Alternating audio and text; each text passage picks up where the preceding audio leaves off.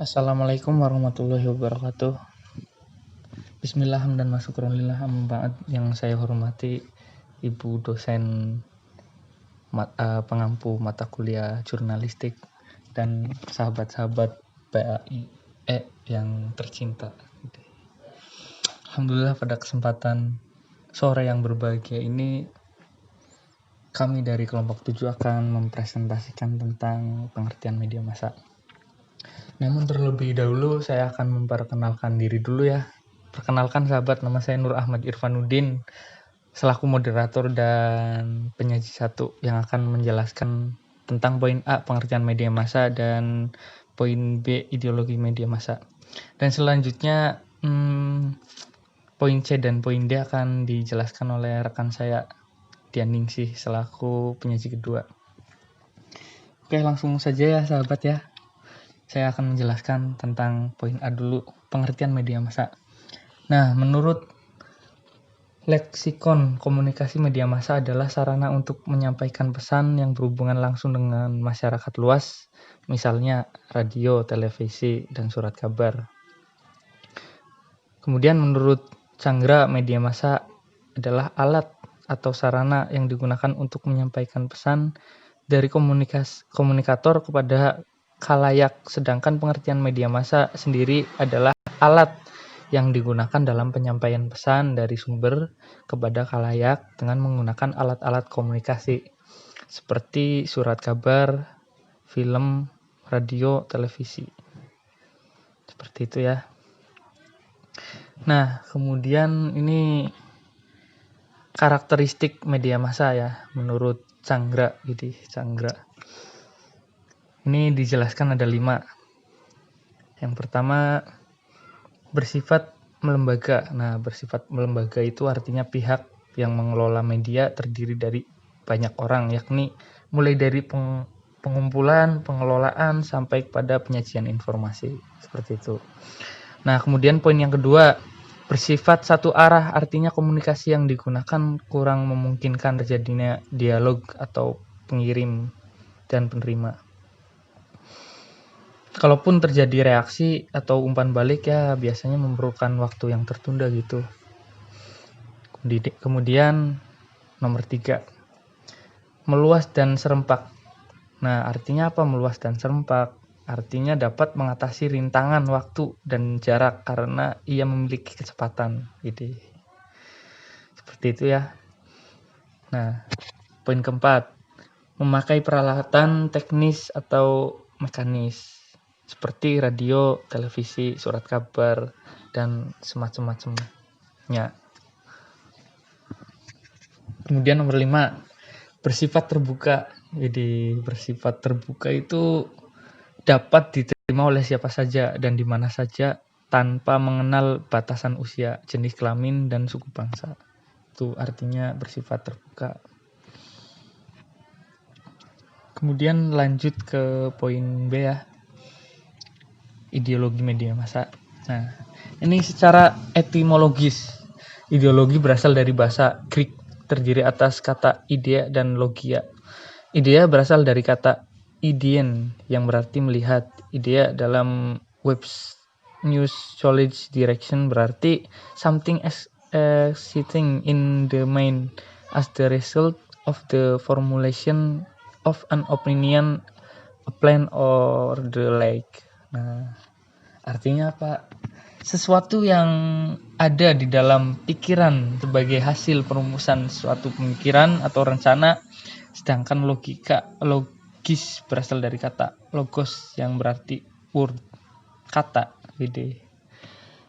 Ini berasal dari kata legien yang berarti to speak atau berbicara. Seperti itu. Selanjutnya kata logia berarti science atau pengetahuan. Dalam teori, jadi ideologi menurut arti kata itu pengucapan dari yang terlihat atau pengutaraan apa yang terumus di dalam pikiran sebagai hasil dari pemikiran. Seperti itu sahabat ya. Nah, ini nih perlu kalian simak baik-baik. Ideologi yang dimaksudkan untuk mengatur masalah tindakan dan praktik individu atau anggota sekelompok itu seperti apa?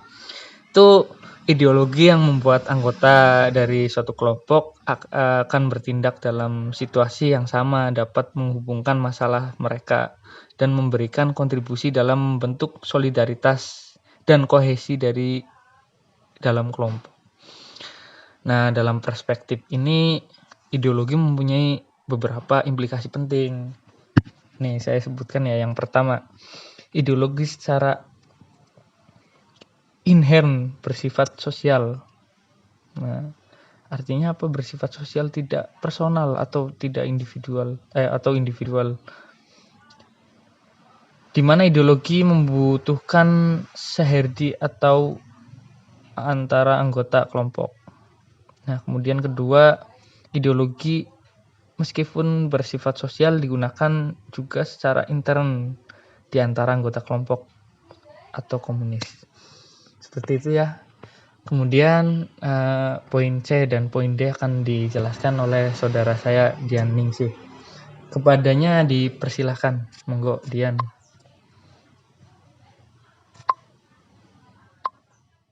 Terima kasih Saudara Irfan yang telah menjelaskan di materi awal. Selanjutnya yaitu saya akan menjelaskan mengenai jenis media massa. Nah, jenis media massa ini menurut Cangara itu ada 3 jenis. Yang pertama ada media cetak, kedua media elektronik, dan yang ketiga adalah media internet.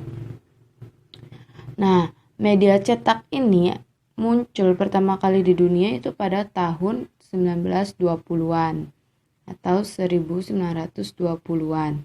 Dikala itu pada awalnya media massa digunakan pemerintah untuk mendoktrin masyarakat sehingga membawa masyarakat atau pembaca itu kepada suatu tujuan tertentu.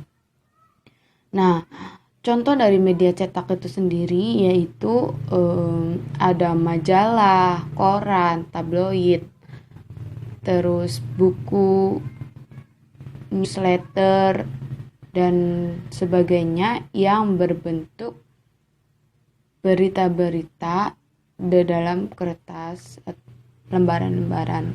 Selanjutnya yaitu ada media elektronik. Kalian telah mengetahui bahwa media elektronik itu ada radio dan televisi. Nah, setelah media cetak itu muncul media elektronik, pertama yaitu adalah radio. Radio itu sebagai media audio penyampaian pesan lewat suara. Kecepatan dan ketepatan waktu dalam penyampaian pesan radio tentu lebih cepat dibandingkan dengan menggunakan siaran langsung. Nah, setelah radio itu muncul, kemudian diikuti dengan munculnya televisi, yang dimana penyampaian pesannya itu bukan hanya suara saja, tetapi juga ada gambar. Maka dari itu, contoh dari media elektronik yaitu ada radio, televisi, dan film. Nah, yang ketiga itu media internet. Media internet itu populer pada abad ke-21. Google lahir pada tahun 1997. Media internet itu bisa melebihi kemampuannya daripada media-media lainnya, yaitu media cetak dan media elektronik. Karena apapun yang ada dalam media cetak dan media elektronik bisa kita dapati di media internet tersebut melalui website tentunya. Nah, selanjutnya saya akan menjelaskan mengenai manfaat dan efek dari media massa. Tentu manfaat dari media massa itu sendiri itu untuk penyebaran informasi lebih cepat, terus ada juga mengenai pendidikan, hiburan, persuasi, dan sosialisasi. Dan efek dari media massa itu tentunya ada efek positif dan efek negatif. Nah, bisa dijelaskan di sini yaitu bisa menyebabkan kecanduan. Jadi orang yang sudah menekuni membaca majalah atau koran, bahkan melihat di sosial media itu bisa menjadi kecanduan terhadap penggunanya. Yang kedua itu kurang baik terhadap perkembangan psikologi. Jadi kalau udah kelamaan sering di internet kurang baik karena mungkin ada efek negatif dari berita tersebut sehingga mengubah pribadi seseorang tersebut jadi kurang baik terhadap perkembangan psikologinya. Yang ketiga yaitu dapat menimbulkan berita bohong. Dari kelemahan media massa di internet itu bisa menggunakan efek bohong atau hoax ya. Nah, selanjutnya itu mengekspresikan ujaran kebencian. Jadi banyak yang muncul pada zaman sekarang yaitu mengekspresikan ujaran kebencian.